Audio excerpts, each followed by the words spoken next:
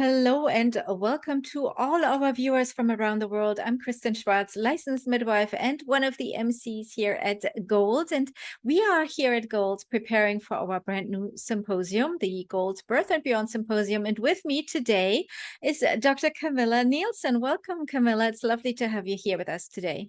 Thank you so much for inviting me. You, of course, are going to speak at the symposium. And before we get into that, tell us, first of all, where in the world are you coming to us? Yes. So right now I'm living in Iceland for a year and working here, enjoying the nature. But other than that, I'm from Denmark, where I used to work and where I'm educated. Beautiful. So Iceland must be absolutely stunning nature. It's on my bucket list. I can't wait to go there one day. So it must be It's absolutely lovely, amazing. isn't it? Yeah. Yes, it's amazing. There's so much space here and so few people. That's the That's main amazement, actually. that Yeah. sounds lovely to me. Yeah. Lots of space and lovely nature.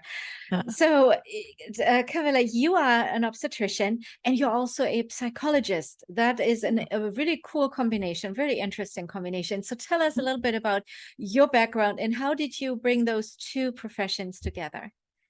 Yeah, so I guess I'm probably a little bit of both. I felt Mhm. for a long time, also while I was studying medicine, I felt it was a little bit square for my liking. Uh-huh. So a lot of the times I thought, oh, I don't want to be a doctor. It's too square for me.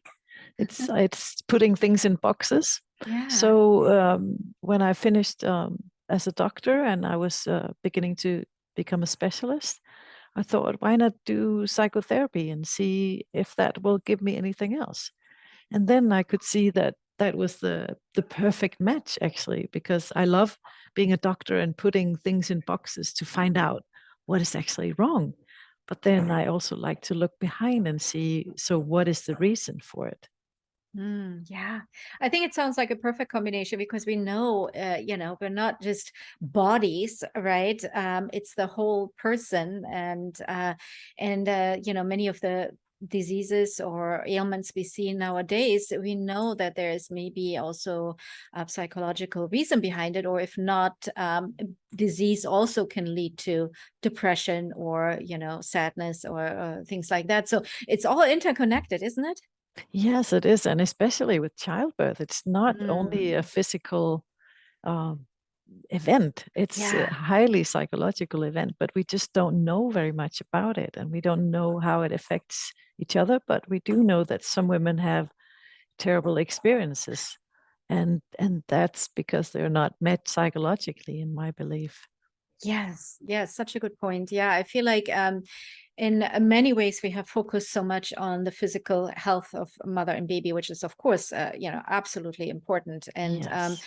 but you are so right. For a laboring woman or a woman in pregnant or going into childbirth, the psychological situation is such a big issue. I've seen it in my practice that women wouldn't were like over their due date a little bit, and it's time to get things, see what's going on there, and Mhm. then asking questions turns out maybe that there was a room in their house that was still being renovated. They had like some mold in the bathroom and they tear everything down, and her body and her mind, she was just not, couldn't get into labor. It was a planned home birth because there was too much going on, too much construction noises and this and that. So isn't that fascinating how there, the psychological factors and outside factors also play into this house, the woman feels safe to give birth, or there's so much involvement with that, right?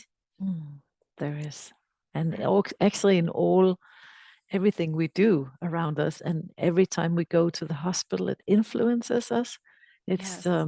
we just don't work very much on that because we're concerned, of course, with the safety and Yes. curing people. But I feel, especially in in the Western world, we are really at a point where we are keeping women extremely safe and babies extremely safe. So I feel we need to look at the next level also. Mm. That should be our focus now, actually. You brought up an interesting point. You said, yeah, we're keeping women and babies extremely safe. Now, looking at the United States, the rate there is, the safety rate is not as high as in other countries. I see And that. that leads me to believe, is that because we're doing it too medicalized? We're doing too many interventions compared to many other countries. Yeah, I wonder also. I think, well, I'm not going to go into a political statement about America, but I Right. I think part of it is the the the line between public and private, and that people don't have the same access.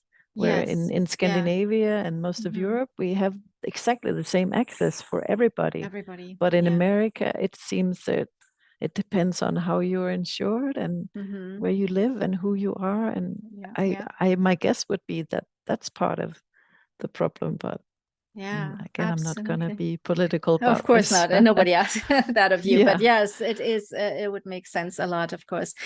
Um, so yeah, you mentioned, we're good now at keeping moms and babies safe. Going to the next level. What does that next level look like for you? It looks like it's more holistic. I think Hmm. it's taking into consideration how do we feel about this, because it's such a big part of how we give birth. How do Yeah. we feel about being in this room? How do we feel about the people helping us? Do we understand what's going on? Or are we just, customers kind of? Hmm. I often say to women and their partners, just remember that you are the center of attention here, and we're just somebody you hired. And people, they laugh. But for me, it's the truth, really. Through their taxes or whatever, they Yeah. hired us to be their helpers in this birth. And I feel we sometimes forget that, and we think, oh, but I'm at work, I have to do this and that and that and that. And Hmm. we completely forget what's actually the center, should be the center of attention. Yeah. The people Is there. is it because we're so thinly stretched because we don't have enough staff in the hospitals? That's part of it, but it's also just something we've gotten used to. Mm, It's just, yeah, I yeah. go to work and then I do this and then I do that, and I examine somebody, and I forget that this is somebody who, for Yeah. this examination, is a really big thing, actually. Yeah. I forget that this is just a normal person. And Yeah. when I go to the hospital, I also want people to explain to me exactly what's going on. Why am I doing this to you? Do you mind if I do it? All that. Yeah. Yeah. That's Asking what I for feel is the next level. right, asking for consent, explaining things in detail to make Yeah. sure, the person understands their choices and Yeah. implications, and being the center of attention there. That is so true, because I know always keep forgetting this, where the study came from, or this you probably have heard of this too. They have interviewed so many women, even older women in the 80s, what they remember about their childbirth experience. And even if the outcome was not always positive, but they remembered how they were treated, right? And Definitely. they were, if they were treated with kindness, even if the outcome was not, as hoped for, they still felt better about that experience, that somebody who maybe had a live birth but had a terribly traumatic experience, or was treated with unkindness and meanness and roughness, Mm. and feeling traumatized from the birth. So it goes a long way, just by being kind also to the families we serve, and listen to them, right? It does, yeah. It Yeah. does. And I think we're raising young doctors and midwives to be a little bit shallow and, just doing their Mm, job.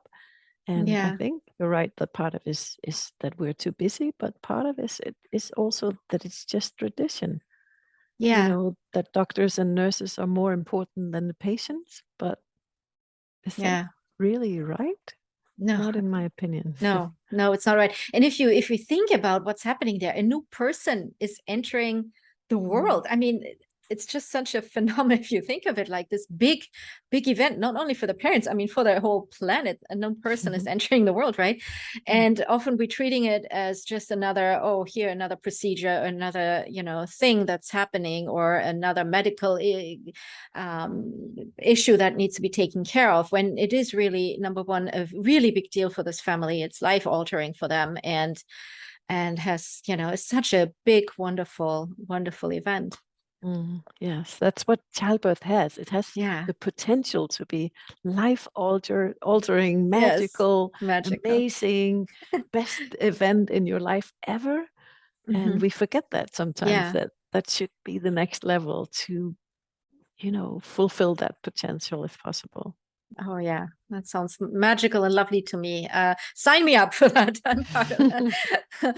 Now, going to your presentation. Your presentation here for the Birth and Beyond Symposium is titled "Reducing Cesarean Rates Through Teamwork and Innovation: A Case Study from Denmark." So tell us a little bit about that. So C-section rate, we have seen rise all over the globe. I know here in the United States, I think we chatted before a little bit. I live in an area here close to Miami. There is some hospitals have a C-section rate of almost 70% at times, and which is not good, and not always, but the C-section rates are high, and certainly there's a lot of work to be done. So tell us a little bit of what we can look forward to learning from you here. Yeah, so we also had a bit of a rise in Denmark. Late 90s, it rose, and then in my department, we had a leader that was completely clear that he rated vaginal birth higher than cesarean section, and we all kind of did, but that he said it out loud. I want to say this out loud. I'm allowed to say I value vaginal birth more than cesarean section. It has this huge potential, and then there are also all the physical stuff. But just saying that made the whole, and leading the department to where everybody was saying, yes, this is exactly what I believe. This is what I want to work for.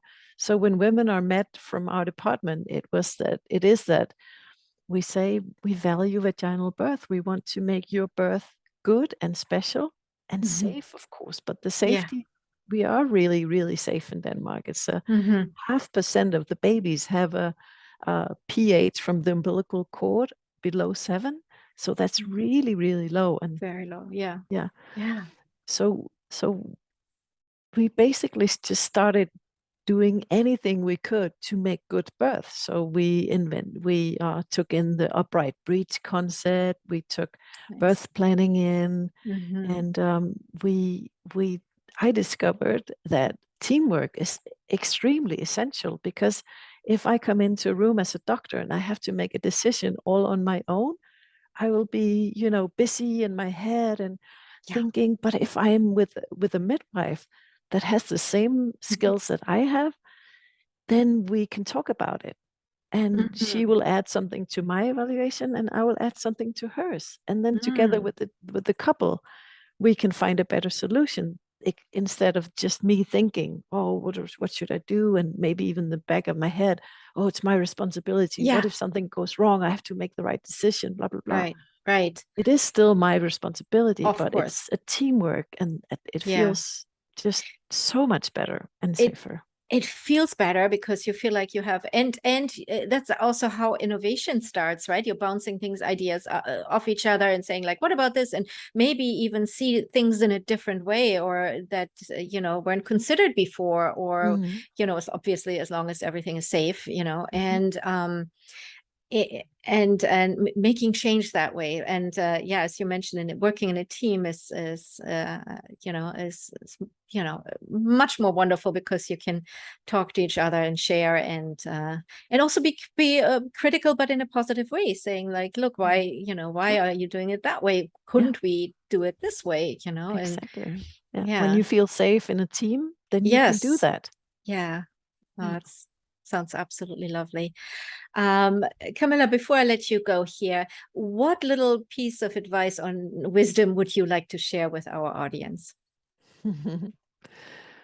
Well, I already said going for the next level, of course, keeping everybody safe, but Mhm. also looking at how are we doing, and that we also need to look at how are we doing as staff. Mhm. Are we feeling well in our jobs? Are we feeling like we're supported in our team? Very That will important. definitely reflect on the whole birth as well, in my opinion.